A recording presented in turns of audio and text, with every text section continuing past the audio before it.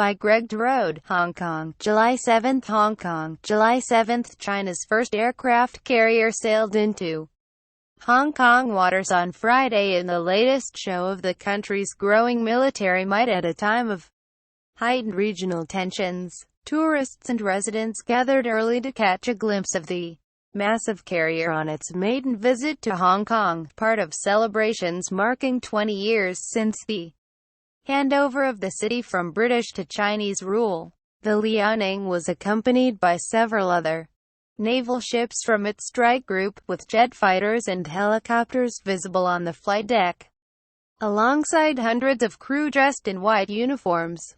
The Liaoning's visit shows that China is a militarily superior country, said Jack Chan, a retired businessman who was watching the aircraft carrier from an oceanfront park. Thousands of Hong Kong residents queued for hours on Monday, many unsuccessfully, for 2,000 tickets allowing access to the vessel this weekend.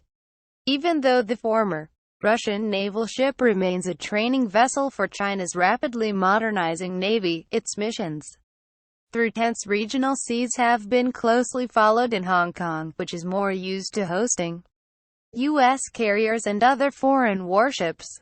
I think Liaoning's visit definitely gives the central government a chance to display its military power. It's quite a positive and smart strategy to step up publicity overall, said Sean Moran, a tourist from the United States, as the ship passed behind him on a blustery morning. U.S. consulate officials told Reuters that they have yet to be invited on board the Liaoning. The U.S. Navy often hosts the People's Liberation Army (PLA) on ships visiting Hong Kong, sometimes flying local military chiefs to aircraft carriers. The Liaoning's most recent drills at the weekend included operations in the Taiwan Strait that were closely monitored by Taiwan's military given recent tensions with Beijing, which regards the island as a breakaway province, with its Soviet-era takeoff ramp distinguishing it from the ordinary Hong Kong traffic of container ships and bulk cargo vessels. The 55,000-ton Liaoning steamed down the congested East Lama Channel shortly after dawn.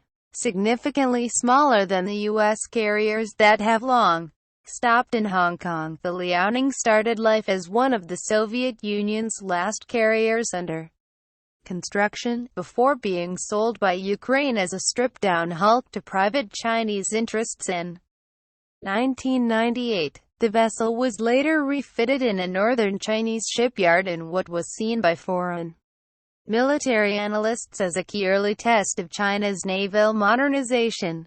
The Liaoning began sea trials as China's first aircraft carrier in 2011 and has more recently conducted fully integrated drills with its complement of J-15 jet fighters and a variety of support ships.